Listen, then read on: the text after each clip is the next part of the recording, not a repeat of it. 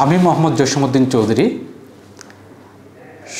বাংলাদেশ জাতীয়তাবাদী ছাত্রদল চট্টগ্রাম মহানগরের সাবেক ভারপ্রাপ্ত সভাপতি এবং আমি বর্তমানে জিএসসিটি পাঠাগার চট্টগ্রাম জেলার দায়িত্বে আছি, সভাপতির দায়িত্বে আছি।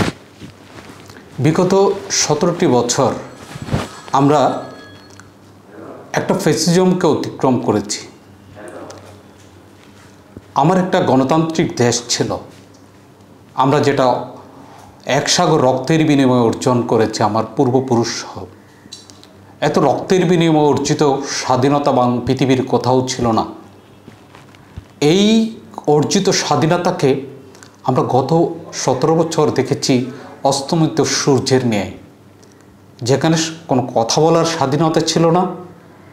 আমার লেখনীতে ভয় ছিল। আমি জনগণের পক্ষে কথা বলতে গিয়ে বারংবার পুলিশি নির্যাতনের শিকার হয়েছে। একটা বুলেট সবসময় আমাদেরকে আতঙ্কিত করে রাখত, কখন সেটা বিদ্ধ, কার বুকে বিদ্ধ হচ্ছে। আমি যদি গণতন্ত্রের কথা বলি, আমাকে দেথার্চে রাস্তায় পিটানো হয়েছে। আমি যদি বাক স্বাধীনতার কথা বলি, আমার টুটি চেপে ধরা হয়েছে। আমি যদি জনগণের সেই উন্নয়নের কথা বলি, আমাকে দুর্নীতির ফিরিস্তির সামনে ডুবে যেতে হয়েছে আমার উন্নয়নের যে প্রশ্নমালাগুলো। আমাকে কিছু উন্নয়ন দেখানো হয়েছে, কিন্তু উন্নয়নের যে স্বপ্নমালা, তার পেছনে রয়েছে দুর্নীতির বিশাল হিসাবের অঙ্ক, যা এখন পত্রপত্রিকায় আপনারা দেখেন আমার দেশ থেকে হাজার হাজার কোটি টাকা পাচার হয়েছে। আমরা আন্দোলনে রাজপথ রঞ্জিত করেছি, আমাদের ঘাম, আমাদের ভাইদের রক্তে রঞ্জিত হয়েছে, যেটা আপনারা দেখেছেন পত্রপত্রিকায়। আমরা একটা বিভাগীয় সমাবেশ করতে চেয়েছি, প্রত্যেকটা বিভাগে আমাদের গণতন্ত্রকে সীমিত গণতন্ত্রের রূপ দেওয়া হয়েছে। বলছে এত বেশি গণতন্ত্রের প্রয়োজন কি? আমি মুক্তিযোদ্ধার প্রতিষ্ঠাতার মেয়ে, আমি আছি, গণতন্ত্রের প্রয়োজন কি? আমরা এটাও কটাক্ষ করতে শুনেছি। গণতন্ত্রের সাথে গণতন্ত্রকে এত কটাক্ষ করা হয়েছে, আমার বাক স্বাধীনতাকে এত কটাক্ষ করা হয়েছে, যেটা আমার চিন্তার বাইরে ছিল। আমি বলতে আমার বাংলাদেশ, আমার বাংলাদেশের ছাত্র সমাজ, যুব সমাজ, সাধারণ জনগণ, আমরা বারংবার রাজপথে বিতাড়িত হয়েছি, আমাদেরকে গুলি করে তাড়ানো হয়েছে। কথা বলতে চেয়েছি, জনগণের স্বাধীনতার কথা বলতে চেয়েছি। আমি ভোট দিতে চেয়েছি, তাও আমার বাংলাদেশ ভোট দিতে চেয়েছে। সেই ভোটটা আমাকে সকালে দেওয়ার কথা, তারা রাত্রে হাইজ্যাক করে নিয়ে গেল। আমি এসে আমার বাংলাদেশের সমস্ত ভোটাধিকারের নাগরিক এসে সকালে ফিরে গিয়েছে। আবার লাঞ্ছিত হয়েছে কাদের কাছে? তাদের রেখে যাওয়া ওই প্রতিটা গলিতে গলিতে কিশোর গ্যাংয়ের হাতে। না, আপনি কোথায় যাচ্ছেন? ভোট দিতে যাবেন? কোন মার্কায় ভোট দেবেন? যদি কোনোভাবেই টায়ার পেয়েছে আমার সোনালী ধানের শীষের প্রার্থী বা আদার্স কোনো প্রার্থীকে ভোট দিব, নৌকার সমর্থক সেই কিশোর গ্যাংকেরা ওখান থেকে তাকে স্টপ করে দেওয়া হয়েছে, লাঞ্ছিত করে ঘরে পাঠানো হয়েছে। এটাই ছিল আমার ভোটের অধিকারের কথা। যখন আমি রাষ্ট্রকে কিছু করতে চেয়েছিলাম, আমার স্বাধীনতা সার্বভৌমত্বের কথাগুলো বলতে চেয়েছিলাম, আমার রাষ্ট্র চিন্তার কথা যখন আমার মাথায় ঘুরপাক খাচ্ছিল, কিছু একটা বলবো, আমার সার্বভৌমত্ব, আমার স্বাধীনতা যাতে অটুট থাকে। রক্তে পাওয়া লাল সবুজের সেই পতাকা, আমার 55,598 বর্গমাইলের যেই মুক্তিযোদ্ধারা রাইফেলের তুলিতে এঁকেছিল, আমার সেই বাংলাদেশের মানচিত্রকে অটুট রাখার জন্য যখন আমি কিছু কথা বলতে চেয়েছি, আমাকে বলা হয়েছে একজন জঙ্গি, আমাকে বলা হয়েছে একজন সন্ত্রাসী, আমাকে বলা হয়েছে আমি বিদেশি রাষ্ট্রের বিরুদ্ধে ষড়যন্ত্র করছি। এইভাবে আমার সমস্ত অধিকারকে খর্ব করা হয়েছে। এই অধিকার খর্ব হতে হতে যখন আমি ধারপন্থে দাঁড়িয়েছি, আমাদের ছাত্র সমাজ বৈষম্য বিরোধী একটা আন্দোলনের ডাক দিয়েছে, যেখানে কোটা দিয়ে তার মেধাটাকে গ্রাস করতে চেয়েছিল। তারা চেয়েছিল তাদের অধিকার। তারা বলছে আমার মেধা যেখানে যেই জায়গায় আমাকে নিয়ে যাবে আমি সেই জায়গায় যাব। কিন্তু না, তারা সেখানে মেধাবীদেরকে কটাক্ষ করা হয়েছে, একটা স্টিকার লাগিয়ে দিতে চায়, ট্যাগ লাগিয়ে দিতে চেয়েছিল। সেই ট্যাগটা কি? রাজাকার। তার বিপরীতেই ছাত্র সমাজ, ছাত্র জনতার গর্জে ওঠা বাংলাদেশকে দেখেছেন। একটি নতুন স্বাধীনতা আমরা পেয়েছি, তাও আবার হাজার হাজার ছাত্র জনতার রক্তের নদী বেয়ে। এই রক্তের নদী বেয়ে পাওয়া আজকের যে স্বাধীনতা, কথা বলার স্বাধীনতা, ভোটাধিকার প্রয়োগের যে চিন্তার স্বাধীনতা, আমার দেশ গড়ার যে স্বাধীনতা, সেটা আজকে আমাদেরকে একটি নতুন দিগন্তে উন্মোচন করছে। পূর্ব দিগন্তের সে লাল সূর্যটা উঠছে। আমরা সেই রাষ্ট্রকে নিয়ে যেতে চাই। এখন সংস্কারের কথা আসছে। এর আগে আমার দল রাষ্ট্র মেরামতের একটা 31 দফার একটা দফা দিয়েছিল। সেই দফার মধ্যে সব কিছুই আছে। আজকে তরুণ ছাত্র সমাজ, ছাত্র জনতা সেই সংস্কার কাজগুলো শুরু করেছে। আমরা তাদেরকে সাধুবাদ জানাই। আমরাও তাদের সাথে আছি। এই সংস্কারের মাধ্যমে আমরা এমন একটি বাংলাদেশ দেখতে চাই যেখানে আমার মুক্ত কণ্ঠে বলতে পারবো, আমার কলমেতে কোনো ধরনের বাধা আসবে না, আমার ভোট প্রয়োগের কোনো বাধা আসবে না, আমার স্বাধীনতা সার্বভৌমত্ব অটুট থাকবে, কোনো বিদেশি বেনিয়া আমার স্বাধীনতাকে খর্ব করতে পারবে না। এই বাংলাদেশ প্রতিষ্ঠার জন্য আমি একটি অর্থনীতিকে মুক্তির স্বাধীন করার জন্য আমাদের একটা চিন্তা চেতনা রয়েছে। সেই চিন্তা চেতনাকে কাজে লাগিয়ে আমি বিশ্বের বুকে দাঁড়াতে চাই। আমি বাংলাদেশ একজনকে দায়িত্ব দিয়েছে যে বিশ্বের বুকে খুবই সমর্থিত, ডক্টর ইউনূস। আমরা ডক্টর ইউনূস স্যারের নেতৃত্বে এই সংস্কারটা করতে চাই। তারপর আমরা আমাদের ভোটটা প্রয়োগ করতে চাই। সেটা আমরা খুব অল্প সময়ের মধ্যে করতে চাই। জনগণ দীর্ঘ সময় ভোট দিতে পারেনি। তাদের ভোটাধিকারটা প্রয়োগের জন্য আমরা অল্প সময়ের মধ্যে, যতটুকু দ্রুত সময়ে আমরা সেই সংস্কার করে রাষ্ট্রকে একটা দিগন্তে পৌঁছে দিব, এই প্রত্যাশা। আচ্ছা, আমার এখানে একটা প্রশ্ন আছে। ধরেন আপনার ব্যক্তিগত জীবনে গত 15 বছরে যে সমাবেশ করা বা রাজনৈতিক অ্যাক্টিভিটিসে আপনি ব্যক্তিগত কোথায় আটকাইছেন, এরকম কি কোনো গল্প আছে বা সিচুয়েশন আছে? আমি প্রতি মুহূর্ত, আমি একজন রাজনৈতিক কর্মী। সভা সমাবেশ, মিটিং মিছিল আমাকে থাকতে হয়। আমার একটা দায়িত্ব ছিল, আমি ছিলাম। আমি প্রতিটা মিছিলে থাকতাম। বিএনপির, বাংলাদেশ জাতীয়তাবাদী দলের প্রতিটা মিছিল। আমাদেরকে মিছিল করতে বিএনপির এই আঙ্গিনায় আমরা দাঁড়িয়েছি। আমাদেরকে বলা হতো আপনারা বের হতে পারবেন না। কেন? সেটার কোনো উত্তর নেই। বের করতে পারবেন না বলছি, বের হবেন না। তাও কে? আমার গণপ্রজাতন্ত্রী বাংলাদেশ সরকারের পুলিশ। সেটা মনে হলো একজন আওয়ামী লীগের লাঠিয়াল। তার বক্তব্য শুনে মনে হতো একজন লাঠিয়াল এসে আমাকে হুমকি দিচ্ছে। আমরা রাজপথে গেছি, রাজপথে প্রোগ্রামগুলো করছি, মিটিং করছি, জনগণকে আমাদের বার্তাগুলো দেওয়ার চেষ্টা করছি। সেই জায়গায় আমাদেরকে সাউন্ড গ্রেনেড নিক্ষেপ করা হয়েছে। আমরা একটা মশাল মিছিল নিয়ে এই 2012-তে বের হতে চেয়েছিলাম। মশাল মিছিলে প্রথম সাউন্ড গ্রেনেডের আওয়াজ শুনি। আমার জীবনের প্রথম সাউন্ড গ্রেনেড। এই যে আমার এই যে আঙ্গিনা, পার্টি বিশ্বের আঙ্গিনা থেকে বের হব, সেখানে প্রথম সাউন্ড গ্রেনেড। তারপর আমাদেরকে শাটার গান দিয়ে গুলি করে আমাদেরকে ছত্রভঙ্গ করে পার্টি বিশ্বে তছনছ করে দেওয়া হয়েছে। আমরা পার্টি বিশ থেকে লাফিয়ে অন্য দরজা দিয়ে রাস্তায় পড়েছি। সেখানেও পুলিশের ধাওয়া। কোনো ক্রমে আমাদেরকে একজন রিক্সাওয়ালা, একজন ট্যাক্সির ড্রাইভার বলছেন, ভাইয়া আপনাকে আমি চিনি, আসেন আমার ট্যাক্সিতে আসেন।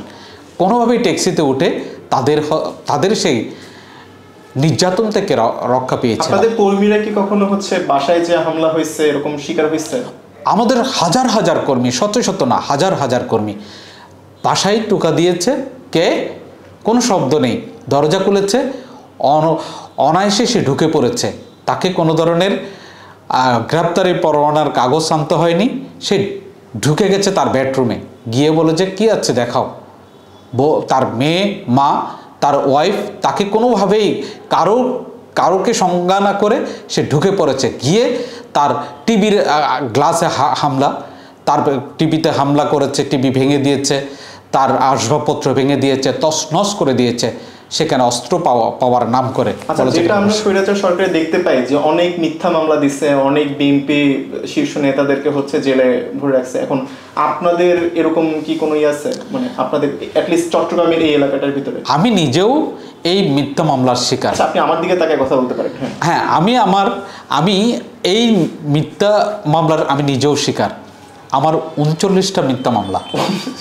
তার মধ্যে একটা মিথ্যা মামলার যদি গল্প শোনায় তাহলে আপনারা বুঝতে পারবেন গায়েবী মামলাগুলো কীভাবে হয়েছে। আমাদের পার্শ্ববর্তী থানা, এই মহানগরীতে একটা থানা রয়েছে বাইজিৎ থানা। সে বাইজিৎ থানায় রাতভর বৃষ্টি এবং থান্ডার অর্থাৎ বজ্রপাত হয়েছে রাতভর। সকালে উঠে শুনিয়ে 120 জনের বিরুদ্ধে একটা মামলা হয়েছে। বিএনপি নেতারা রাতভর ককটেল আর বোমা ফুটিয়েছে। সেই মামলাটা এখনও চলমান। সকালে 120 জন নেতাকর্মী, বিএনপি নেতাকর্মীর বিরুদ্ধে একটা মামলা হয়েছে। বিদ্যুৎ চমকানোটা বিএনপির দোষ?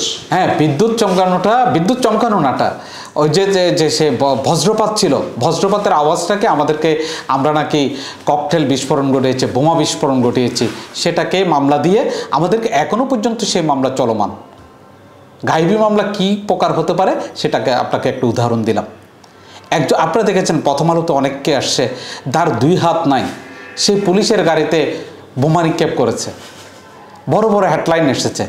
অর্থাৎ বাংলাদেশকে কোন পর্যায়ে নিয়ে গিয়েছিল, অর্থাৎ জাতীয়তাবাদী শক্তিকে দমিয়ে রাখার জন্য তারা কি পরিমাণ ফেসিজম চালু করেছিল, এই মামলাগুলো দিয়ে বলা যায়। লক্ষ লক্ষ মামলা। যেটা হচ্ছে আওয়ামী লীগ সরকার তাদের শাসনামলে বারবার প্রচার করার চেষ্টা করছে যে আপনারা হচ্ছে জ্বালাও পোড়াওয়ের সাথে সহিংস আন্দোলন যেটা বলে, আপনারা দাবি করতেন আপনারা অহিংস আন্দোলনে বিশ্বাসী। বাট এই যে বাস পুরানো, যেটা পুঁজি করে, বা সত্য মিথ্যা আপনারাই বলবেন, যেটা পুঁজি করে হচ্ছে আওয়ামী লীগ সরকার প্রোপাগান্ডা চালাইছে বা সত্যই বলছে, যাই হোক, সেই বিষয়ে আপনাদের স্ট্যান্ডটা কি? মানে আসলে কি জ্বালাও পোড়াও এটার সাথে আপনারা জড়িত ছিলেন, নাকি সেটা কোনো রাজনৈতিক এজেন্ডার বা রাজনৈতিক পরিকল্পনার শিকার? আসলে এক একটা এজেন্ডা তারা এক এক ধরনের করে তৈরি করতো।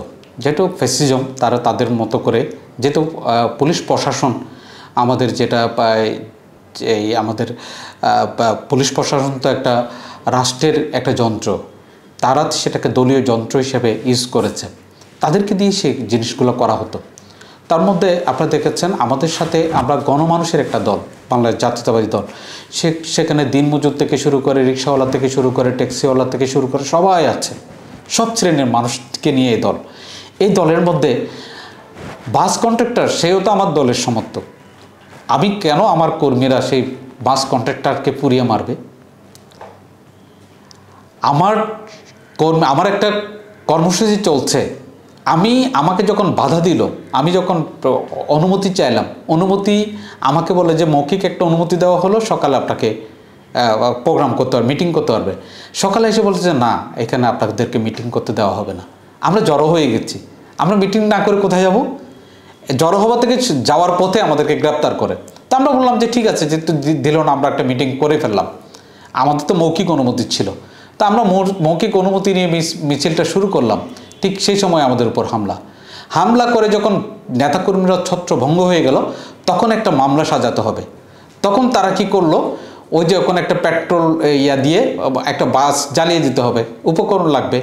প্রশাসন সেই উপকরণ দিয়ে বাসটা জ্বালিয়ে দিয়ে বললো যে আগুন সন্ত্রাস এই বিএনপির নেতাকর্মীরা সেখানে করছে। অথচ আমরা পাশ কাটিয়ে, আমাদের একটা মিছিল ছিল, আমরা চলে গেলাম, আমাদেরকে হামলা করেছে। পুলিশের সাথে হামলা করলে, পুলিশ অনৈতিকভাবে হামলা করলে নেতাকর্মীরা তো সেখানে রিয়াক্ট করবেই, সেখানে তার প্রতিরোধ করবে। ইট মারলে যে পাটকেটলি খেতে হয়, সেটা তো সেই জায়গায় প্রযোজ্য, সেখানে করবে। সেটাকে ভিন্ন রূপ দেওয়ার জন্য এই বাসগুলোকে পুরানো হয়েছে। আপনারা পত্রপত্রিকায় দেখেছেন আমাদের 28 তারিখের একটা প্রোগ্রাম, সেখানে আমাদেরকে বাস পোড়ানোর মামলাটা দেওয়া হয়েছে, কিন্তু ভিডিও ফুটেজে কাদেরকে দেখা গেল?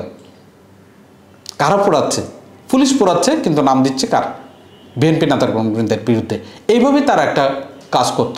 আমাদের বিগত যে আন্দোলনগুলো, যে আমাদের 96-তে একটা আন্দোলনে, সেটা হচ্ছে এই শাহবাগের দিকে একটা গাড়ি পুড়িয়ে দেওয়া হয়েছে, বিআরটিসি গাড়িকে, সেখানে গান পাউডার ইউজ করা হয়েছিল আওয়ামী লীগ আন্দোলনে। তাদেরকে সেখানে 11 জনেরও বেশি মানুষকে পুড়িয়ে মারা হয়েছিল। তো ওদের পরিকল্পনাগুলোকে তারা বাস্তবায়ন করতো এইভাবে। আমাদের বিরুদ্ধে। আচ্ছা, বিগত যে আন্দোলনগুলো হয়েছে, বিশেষ করে জনমনসী আন্দোলন যেটাকে আমরা ধরি, কোটা সংস্কার আন্দোলন, নিরাপদ সড়ক আন্দোলন, প্রতিটা আন্দোলনই কোনো না কোনোভাবে হাইজ্যাক হয়েছে, মূল মোটিভ থেকে আমাদেরকে অনেক দূরে সরাই ফেলা হয়েছে এবং সবসময় দায়টা বিএনপি, জামাত বা শিবির এই ট্যাগগুলো ইউজ করা হয়েছে।